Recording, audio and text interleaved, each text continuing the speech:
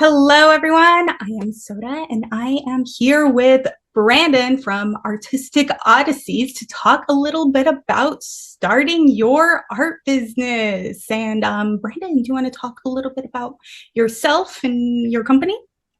Sure. Artistic Odysseys is essentially a business that's working towards building up other artists, especially startup artists. Um, as most people know, being an artist, it's a really hard to break into the market. Most people in your life are going to tell you that just stay away from it. Art is not a career. There's nowhere you can really go with it. And that's really disheartening to a lot of people, um, especially when it's your passion and it's kind of the only thing you've known since childhood because maybe that creativity was something your family sparked in you and you've always had that as an outlet. And then all of a sudden, you want to do something with that, and everyone makes it seem like there's not an opportunity. So, growing up with that myself, um, I had chased other opportunities and careers afterwards because I did have that mindset put into me. Mm-hmm. And then later down the road, my family had insisted that I go to college for business. So, in doing so, that not only opens up a lot of opportunities for basic jobs in most markets, but it also kind of gave me another perspective on um, art that's not really taught to artists. Essentially, like if you go to art school, you're not taught how to price your art. You're not really typically taught how to market your art or build your own website around it. So I decided to take that education and build my own business to essentially create a streamlined process for it and to research from other people who have been successful in the last 20 something years, marketing themselves in social media and building platforms and seeing where they succeeded, applying that to myself. And then once I apply that to myself and get it running to see if that does work for a standardized artist, then to see about starting to push that through for other artists as well. That's so awesome. I always encourage people to learn business stuff because it's no matter what your passion is, just having a basic understanding in business, what do you say is useful for anyone, right? Exactly. So how was so you, I thought you kind of transitioned from arts to an arts college experience to business, but it was a business college experience to art. How was that kind of transition from your art to business to back to art? Um, so I've always kind of been into art since I was like 10 years old.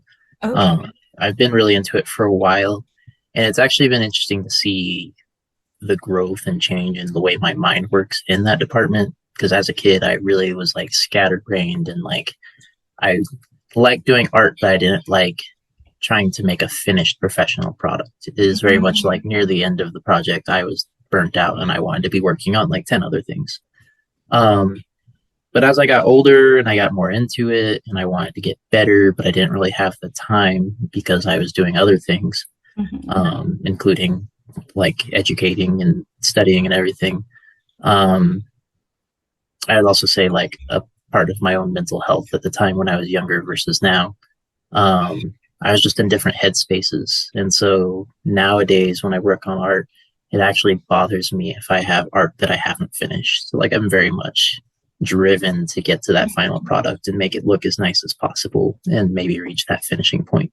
So um, that was kind of an interesting thing. I think that's in part due to the education and especially doing like accounting work was something I got into where there's like you need to get very finite end results. You need to rework it, make sure that everything's done. You got your I's dotted and your T's dashed and all that.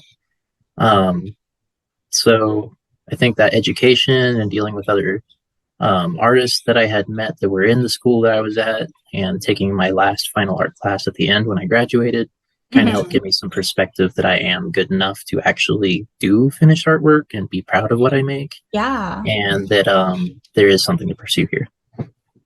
I totally get what you mean about, so my husband's an accountant and he is very much of the mindset of like, why would you not finish something? It doesn't, he's very ESTJ, you know, project minded person. So did you feel that your personality worked with the business school, or do you feel that you would have meshed more with studying art in college? Honestly, from what I haven't obviously taken much in the education of art school. I have heard some things from other people, and from what it sounds like, the art schooling is kind of hit or miss. You can either get Yeah. what you want out of it, or it can kind of mentally destroy your whole hopes for it. Because a lot of times you can get with teachers who think your art style is invalid and they don't Mm-hmm. understand what it is you do, or you aren't able to practice and train in the subject matters you want to learn because you're forced into a curriculum. Um, so, based on what I've heard versus what I experienced in business, I think it was actually probably the best path to take. Um, Not only because the entire time I was going through my business education, that career that I wanted in art and being able to do something with it was inspiring me to learn the business. You know, if I took accounting classes, I was like, this is information I need. Like, I need to be able to work my own books and do these things. If I'm going to do a marketing class, I'm going to need this information. If I'm working in HR and stuff and I ever have employees, that's a class that's helpful. So, throughout the entire education, I was motivated. I was learning information that was relevant to what I needed, or understood that maybe it wasn't relevant, but it was still something that applied to what I was learning. And that really helped me push through it and kind of retain a lot of it. And I'm very math oriented. I have been since I was young. I can solve most math equations just in my head and write it down. And that really upset my math teachers because they were always like, "Where's your work?" And I'm like, "It was like fine, I guess." Um, so like doing accounting and stuff like that um, really brought out a bit of joy in my brain of like, yes, I'm good at these things. Um, Awesome. so it was a new avenue, but it was fun. I love hearing that because a lot of people are like, no, you're going to be miserable if you don't major in art and you major in something else, but so many other majors can really help your art. So I love your story. And so with your arts store, what is it that kind of sets it apart and makes it really special to you, and that might make it special to anyone who comes across it? So at the moment, I'm still trying to build that. It's I'm still learning how to build the website and make it something to market towards. Um, I have 6 official products. I was actually just updating the last 4 that I got photographed yesterday. So I was going to add my last 4 and then start my marketing campaign this upcoming week once I got done with my work shifts. Um, so really trying to navigate the available web builders is kind of interesting because we've all heard about Squarespace and Yes. all the different ones. It's on everybody's YouTube ads and stuff like that. Mm-hmm. I don't want to say I'm having a bad experience with it, but it Oh. is very formatted and somewhat limited.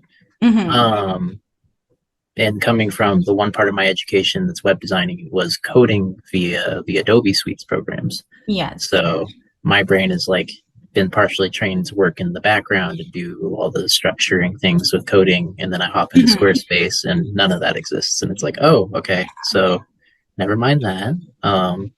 Let's try this. So Mm-hmm. I'd very much say it's still in the works. What would probably make my store okay for now and separate it is that it's just very simple. You go in, you see the art right there on the home page, Mm-hmm. and everything that I have available is in front of your eyes at the moment's notice. And at the moment, I'm trying to build it to be more integrated to where the moment you see that image, you can click on it or the relevant text, and it'll take you right to the art page that you want to look at and get the information, say on the art piece you want or the price, or you can go and look at available prints for said artwork.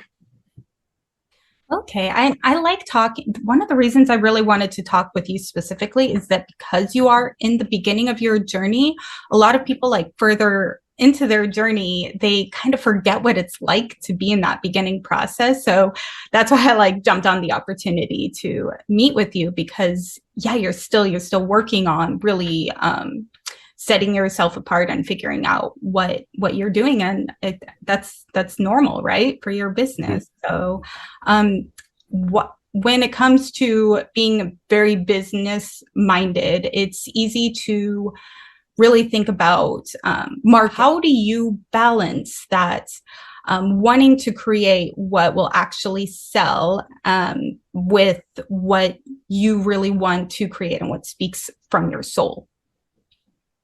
So for me, I think I'm in a weird headspace to where I'm less focused on the money and how to make the best profitable, grabs people's attention thing. And I've been more focusing on getting everything taken care ahead of time. Mm-hmm. I have my business fully licensed and I have my EIN and I did all the legal structural things from the get go. And like I said, I haven't started my marketing yet because I've been trying Mm-hmm. to get everything else out of the way. Yeah. So um, I find that, like, as in any other job, like once you get rolling and you find a system, I already know that the money's going to be coming in. Mm-hmm. And that's not really what's important to me. It's being able to market this art and figure out where those niches are and do the research so that I can help other people move it along.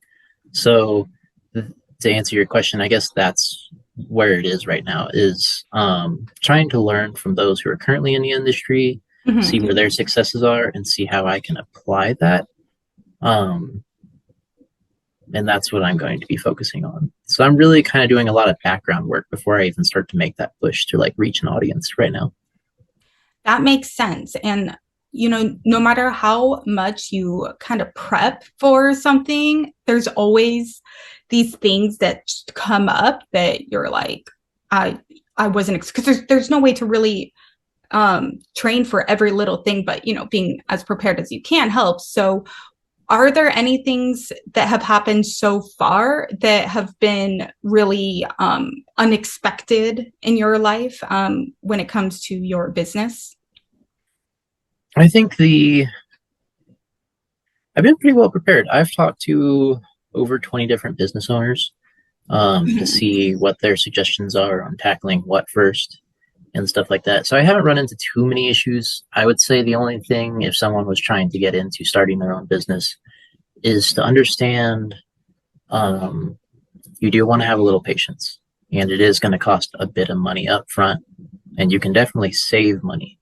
Um, I probably, if I wasn't as prepped as I was, and I wasn't doing all these things on my own, I could easily be $5,000, $10,000 further invested than I am now, because, like, if you're in a rush and you just need a website and you pay someone to do it, for what I built with Squarespace, space, I had a website builder locally look at it to see if it functioned properly and what his thoughts were on all of it. And he was like, "Yeah, if I did this with WordPress, I would have charged you $10,000."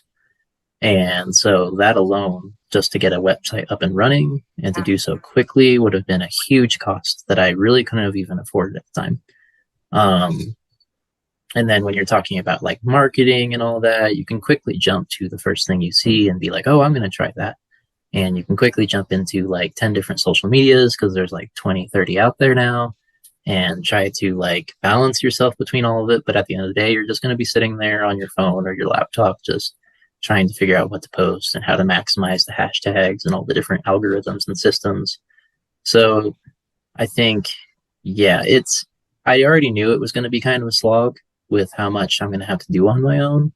But Mhm. because I've talked to other people and I've been looking at, again, what other professionals are doing and their recommendations, like Kelsey Rodriguez and all that, it's been, it's really helped. I've avoided a lot of headaches. And at this point, I've been able to structure myself a plan that I'm kind of been able to follow. And I recently just had my first quarterly tax review for states, and I got that done and out of the way quickly and easily because I didn't have all those sales. I only had 2 sales. So that was like really easy money to trace. I already had it accounted for with accounting that I had prepped from school. So it was, so far I've avoided a lot of hurdles. And I think having that patience and trying Mhm. to figure out a plan really helped with that. Yeah, and speaking of some of the things you were talking about with your licensing and the taxes and stuff, what are some of the steps in order to make a proper established legal business that you really need to take in order to get that out there with avoiding any legal issues. At least here in America. You're in America, Yeah, so yeah. exactly. So, I mean, the biggest one I can say, and it's what I saw throughout research, is really work on the first step of your business plan. You want to be able to think about it, and you honestly want to take even a couple of months if you have that time to do so, and just revisit it several times over weeks, days, etc. And do research on your industry and what it is you're trying to get into. Because things like marketing art, which doesn't have a set market value, a person making a digital drawing and can do that in 2 hours is going to have far less of a market value than someone who spends 60 hours doing an oil painting and has like 20 years renowned on them. So for the art industry, as an example, there's not really a lot of market data on like general products that you're buying and selling and like what the value of those things are and who a great target audience is, because the audience is kind of everyone. Like art is for everyone, depending on the medium and the subject matter that they're interested in, whether it be anime, whether it be realism, whether it be landscape, portraiture, anything. And then you have those individual demographics of people that you have to find. So art is kind of an interesting industry to tackle. And I think that's what makes it daunting for a lot of people. Whereas if you get into just like a simple retail of like selling chocolates, you know that those chocolates, if you're buying them from a certain company, they already have a market value because that company has already created a price. So your price is going to be a little higher than theirs because you're going to need profit from that. And then you're going to have to figure out who in your area would either stock said chocolate if you're doing B2B business to business sales, or what type of people would come into your store location to buy said chocolate, depending on what you're using. So depending on your business, you really want to do a lot of research and figure out what it is you're buying and selling, what services you offer, and create a plan around that. And in doing so, you figure out the resources that you have available to you. So like with my business, I don't have a studio or like space where I can rent a building to like create my artwork separate.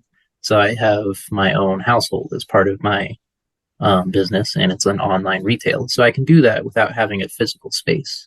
Mm-hmm. And I can allocate some of my personal finances from home under my business because I operate within my home. And so that saves me a lot of money and understanding what square footage space I have here to organize for paints and materials and anything else I need. So that first step is huge. And once you get that done, especially if you're using online guides, especially the ones provided by the government websites, they'll tell you right alongside with the business plan what all you need to look for, as well as the next steps for licensing and stuff like that. Okay. And usually, right after you do your business prep and you figure out what type of business structure you're going for, you go for your TPT or transaction privilege tax license. Because in order to get a local license with your local city and all that, you need to have that first. So there is a certain order in things you need to do. But certain businesses don't need certain things. Like if you own a sole proprietorship, you do not need a business banking account. Therefore, you do not need an EIN, which is an employer identification number with the federal government. So understanding that first stage of planning will identify what kind of business structure you need, what kind of liabilities you face, and therefore what things you need, like a separate business banking account and such, or if you need a transaction privilege tax license.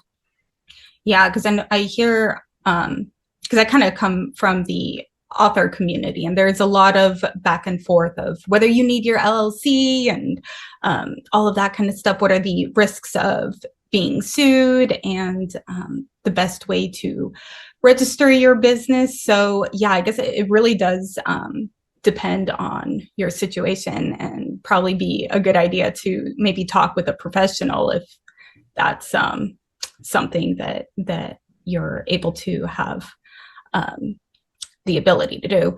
And you mentioned having a section of your home that you count as your art studio. What are some ways that understanding tax write-offs and that kind of stuff have helped you in your process? So The specifics of the tax write-offs is still something I'm trying to dig into.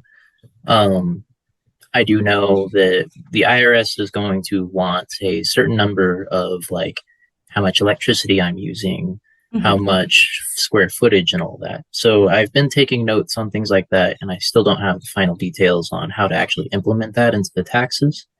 Um, as far as I know, I only have to do the quarterly taxes for the state, and then I think at the end of the year is when I will apply it to my personal taxes for the federal, and when I actually have to do those IRS reportings. Mhm. So there's a bit of a different process. You don't just do your standard taxes like you would on a personal, how you would for your business. Your business taxes, you have to actually choose your tax bracket and have they'll base it on how much money you estimate making, not actually what you're making. And also how often you pay those taxes is something you choose as well.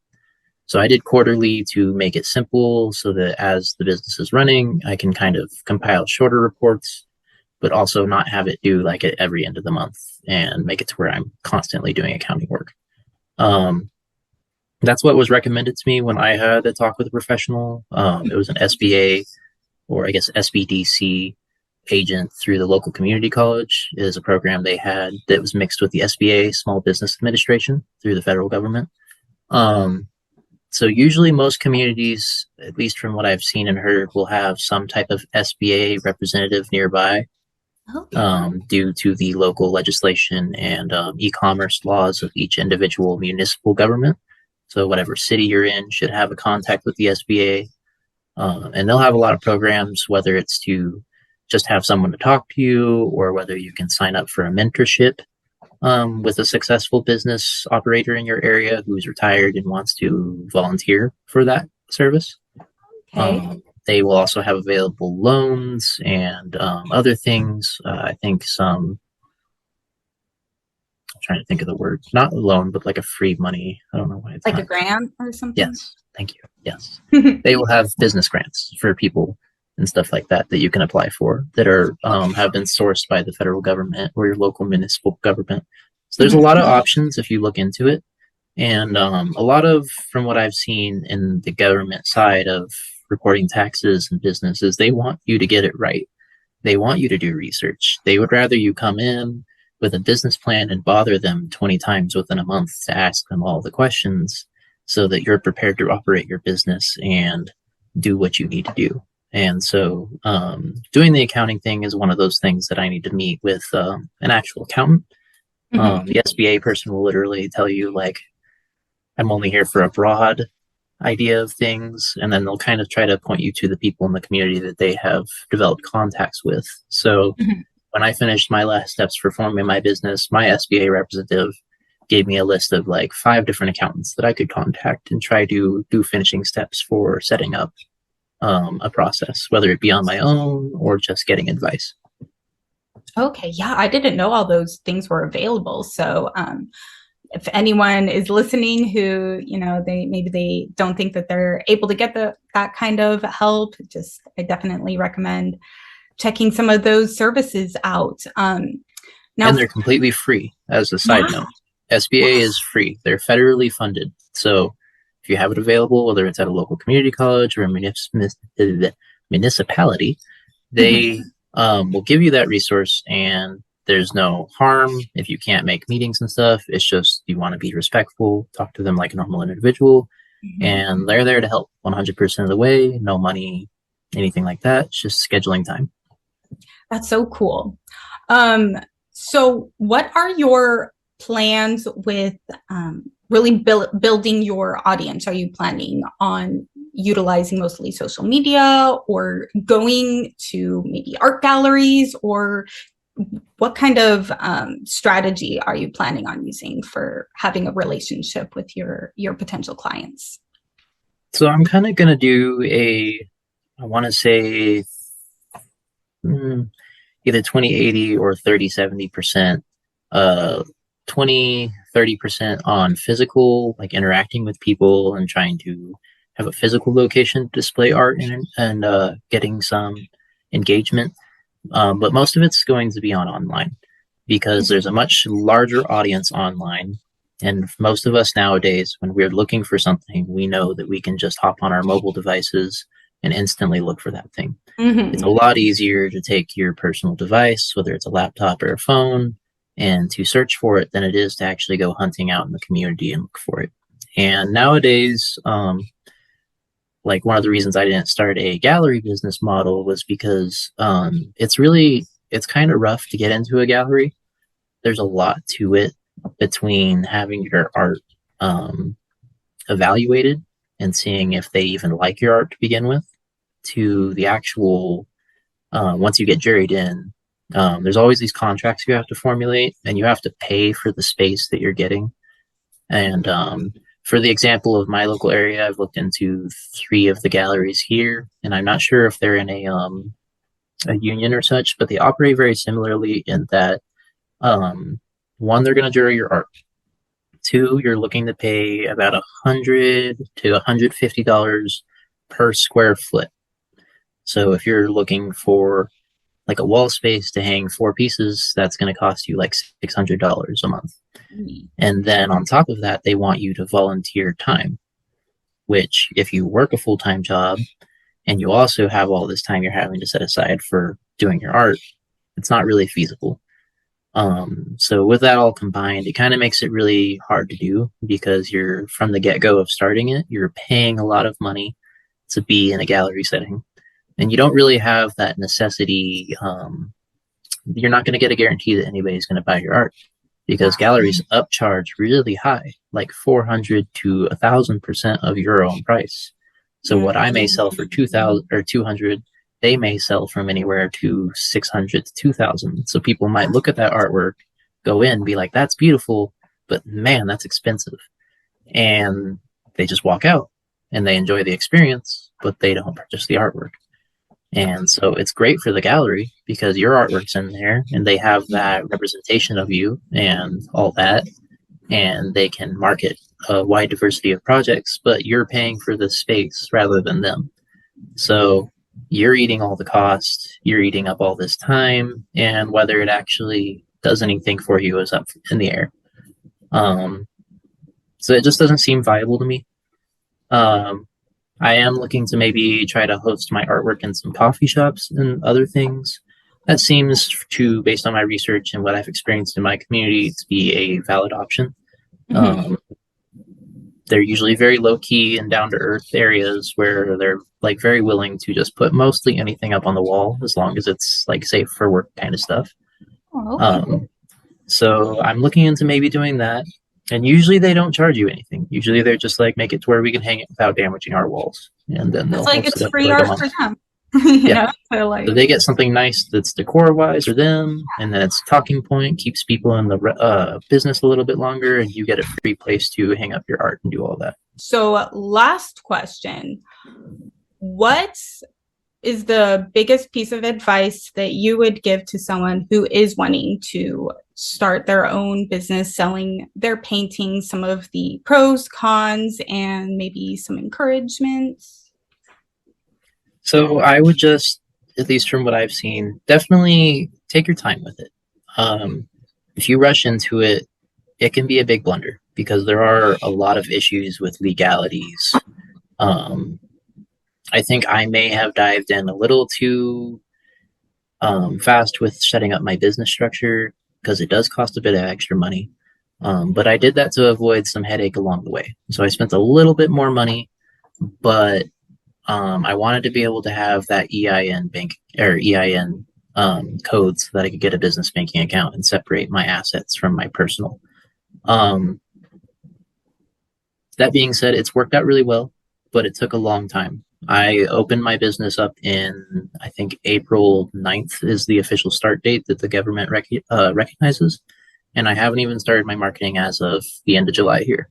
That's just how slow I've been taking it, trying to get all my ducks in an order. And it is a big investment, and you definitely want to put a good investment into it because there's going to be a lot of things. For example, like a trademark on your logo, so that and nobody else can use your logo or your title. If somebody found out you didn't have that trademark and you had done your entire business operated under that, they could get that trademark and then basically kind of steal your business away from you because they could pretend they are you. And if you Mhm. try to contest that, they already own the trademark, and therefore everything you've done is not available. But that alone, a trademark on a single image or a word, is anywhere from $250 to $350 just as a single investment. Not talking about any of the licenses I previously mentioned, not talking about like building up costs, hiring like an accountant, anything. So when you go in, you definitely want to know that you're spending money, and it's probably going to take some time to get some money. And anybody who's pursued anything on social media, especially recently, knows it takes time to find an audience. It takes time to develop a following and to keep people's interest and to get good at developing videos to garner that interest and really kind of keep that following. So be patient, understand that, yeah, you're spending some money, but if you're slow and methodical about it and you really do your research, it's really not a lot. Um, I've before this, I just recently got a full time job. Before this, I was doing part time work. Um, and in between all that, I was easily able to still invest money in my business as well as handle my own living situation. So you can take your time with it and just kind of gradually put funds aside. It's not something you need to rush into. And as long as you're covering your bases, you won't be in any legal trouble. You won't have to worry about other people stealing your stuff. As long as you take care of like researching the basics, like including a watermark in your images. Mhm. Um, so yeah, if anybody ever gets into it, it's definitely doable. I'm 28. I'm fresh out of a community college like degree that I took my time on that as well because I've had to pay my way out of pocket ever since I became an adult. Um, I've been working full time for the most of my life and having to support myself. And I definitely haven't been making like big bucks or anything like that. So it's not unachievable. And I don't see the future of developing this company as a stressful situation. There's so many resources out there that I'm grateful for. Again, like Kelsey Rodriguez and plenty of other artists that are there to assist you in learning and developing and answer all these questions. I hope to be in a situation where I can answer a lot of those questions, kind of like I have with this interview as of today. And I hope to continue to do so because there will always be there people to support you and resources available. So it's not something to stress about. Just get your feet wet, though. I procrastinated forever. I could have probably started this when I was 23, like a while back, and probably been further ahead than I can. Um, it is a lot, but it's doable. And just make sure you take the time to learn what you need to do. Yes, and I love that you went to junior college. I'm a huge, huge fan of junior colleges. So, yeah, so thanks so much for meeting with me. I'm going to put links down below, and we will see you all next time. Bye, everyone.